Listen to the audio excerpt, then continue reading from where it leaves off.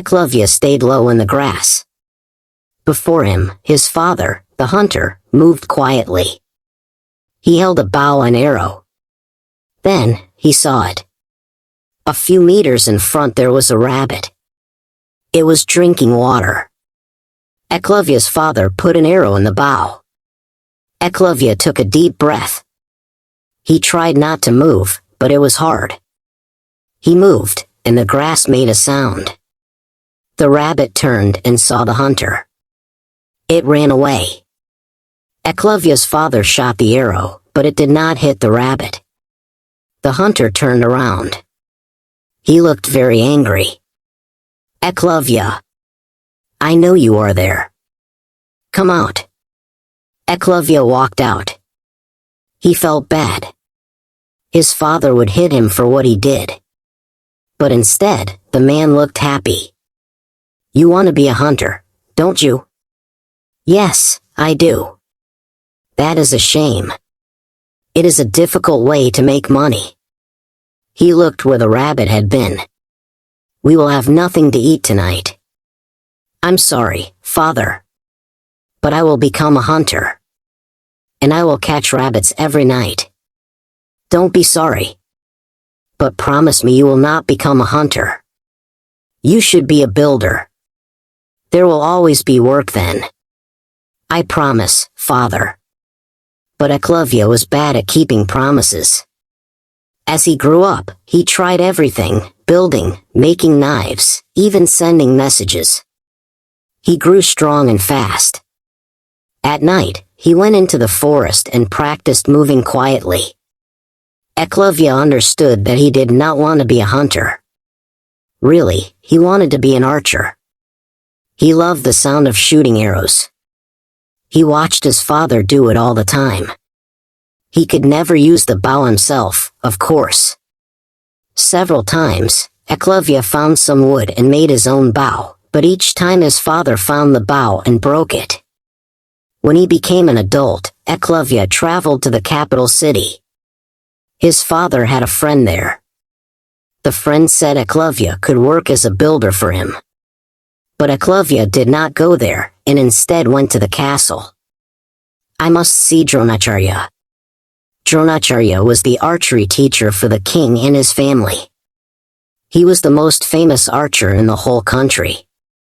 Eklavya did not think Dronacharya would meet him. He was too important to meet someone like Eklavya. But Dronacharya wanted to know who this strange man was.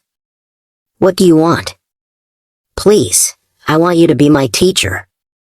I will study day and night, and I will do everything you say. Dronacharya looked at him coldly. You know the laws of the country. I am the teacher of the princes and kings, and I cannot teach my art to anyone else.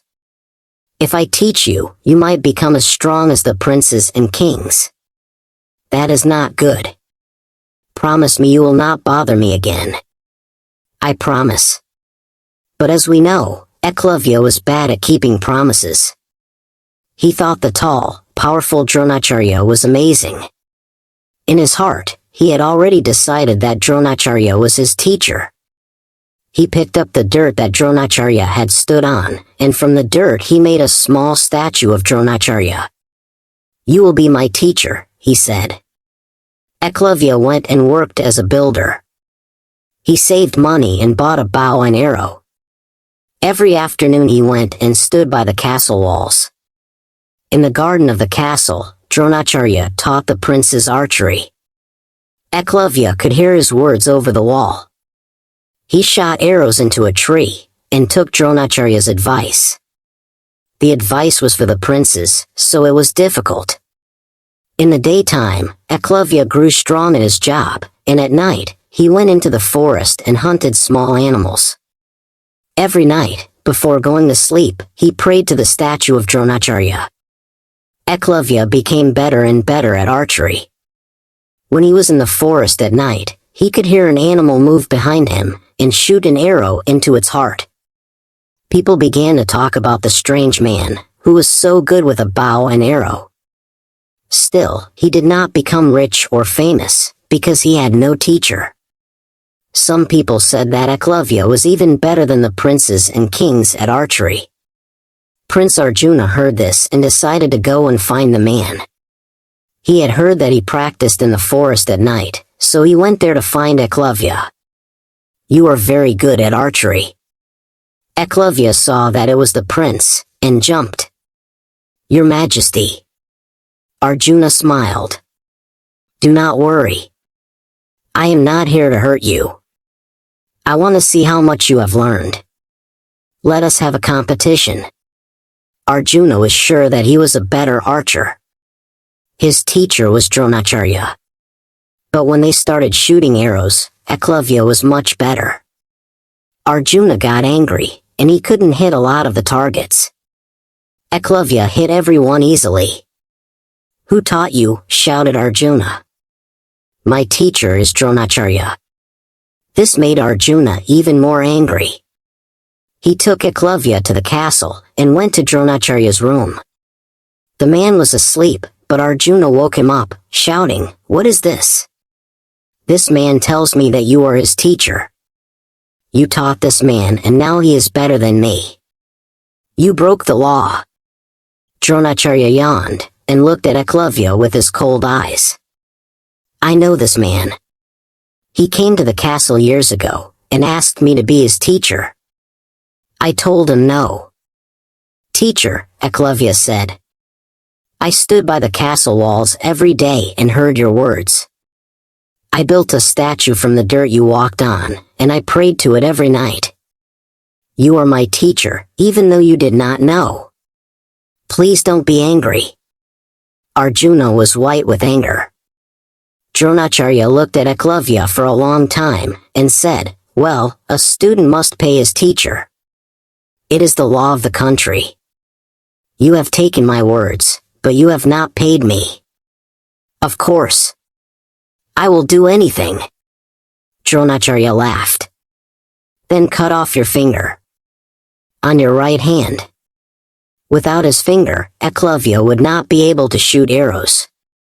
Arjuna was very happy about this. Without waiting, Eklavya said, "Of course. Do you have a knife?" He cut his finger off right there, in his teacher's bedroom. Then he thanked Dronacharya and the prince and left. Without archery and without his finger, Eklavya could not live in the capital city. So he returned to his hometown. The people there had heard stories about him. They could not believe that he cut off his own finger. "Why did you do it?" they asked. "Because my teacher told me to." Eklavya sat in the street and people gave him money. He talked to people about his story. They thought it was interesting and sad. People came to visit him and to hear his story. "You are the best student to ever exist," a man told him. "You show us how to be good students."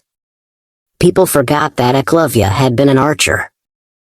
Instead, they remembered him for his message, how to be a good student. He could not be a hunt or an archer, but he did not worry. He traveled through the country and showed students everywhere that they should listen to their teachers.